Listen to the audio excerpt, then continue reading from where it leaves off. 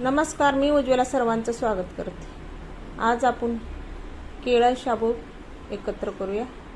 शाबू मी स्वच्छ धुवून घेतला 2 पाण्यानं, सर्व पाणी नितळून घेतलंय बघा। आणि केळं बारीक बारीक करून घेतले, ती 5 केळं घेतले। ती केळं सगळं शाबूत आपण मिक्स करून घेऊया, असं चमच्याने सगळं मॅच करून घेऊया। खूप टेस्टी ही अप्पे बनतात बघा शाबूच्या तांदळाचं। गोड खाणाऱ्यांना ही खूप आवडणार आहे। तर नवीन आपण असं काहीतरी आपण उपवासासाठी बनवूया आज। 2 मिनिटं मी झाकून ठेवले। 2 मिनिटानंतर आपण त्यात गूळ घालूया किसून। 2 मी खडे घेतले, तर गुळाचं काळा होतं बघा गूळ। किसून गूळ घालायचा, लवकर विरघळतो गूळ बघा। आपल्याला 4 तास ही भिजत ठेवायचा शाबू गुळामध्ये आणि केळामध्ये। पाणी मी बिलकुल ठेवलं नाही शाबूमध्ये, पूर्ण पाणी नितळून घेतलेलं आहे। का तर केळात जास्त ओलावा असतो, शाबू पूर्ण भिजतो केळामध्ये। असं सर्व गुळ आपण आता किसून घालूया। मिक्स करून 4 तास ठेवायचे आपल्याला। ह्याच्यामध्ये आपल्याला काय वेलची पावडर नाही घालायची, जायफळ घालायचं नाही। केळाचा आणि गुळाचा सुगंध जास्त आहे, दुसरं काही घालायची गरज नाही। केळाचा आणि गुळाचा बघा किती सुगंध सुटलाय। झाकून आपण 4 तास ठेवणार आहे। आता 4 तास झाले। 4 तासानंतर आपला शाबू भिजलाय का बघा। शाबू आपला चांगला भिजलेला आहे। चवीपुरतं थोडंसं मीठ घालायचं गोड पदार्थात, त्याची आणखी चव वाढते। रोज रोज आपल्याला खिचडी खाऊन ज्या त्या उपासाला कंटाळा येतो, नवीन काहीतरी आपण बनवूया। अप्पपत्र ठेवले मी गॅसवर, त्याच्यामध्ये तूप घालूया। तूप पण जास्त लागत नाही, चमच्यात थोडं थोडं घेऊन आपण वाटेत नाही सोडून घेऊया। तुपात हा पदार्थ केला खूप टेस्टी लागतो बघा।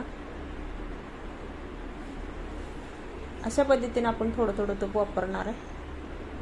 आता हे मिश्रण केलेलं आपण एक चमचा घालूया।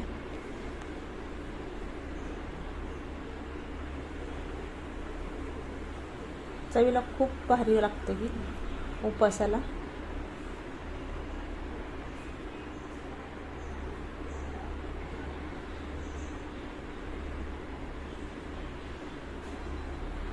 गोड पदार्थ सर्वांनाच आवडते, तर लहानांपासून मोठ्यापर्यंत। त्यासाठी आपण आज गोड अप्पे बनवते, शाबूच्या तांदळाचं आणि केळाचं।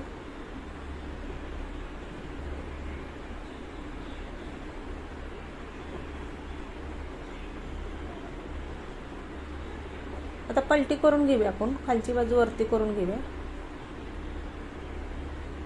परत एकदा झाकण ठेवूया, वाफलून निघते। आता दोन्ही साईडनं अप्पे तयार झालेत, आपण काढून घेऊया। तशा पद्धतीने आपले सर्व अप्पे काढून घेऊया आपण। राहिलेलं पण परत आपण त्याच पद्धतीने आपण बनवून घेणार आहे।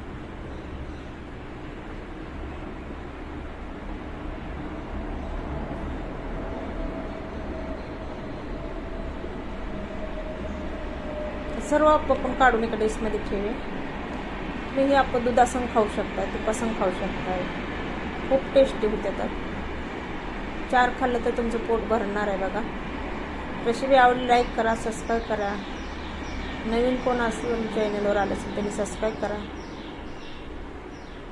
अशा पद्धतीने सर्व मी तयार करून घेतलेत बघा।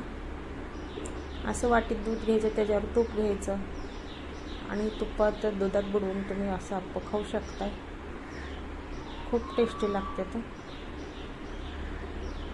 तर उपवासाला उद्या तुम्ही नक्की करून बघा।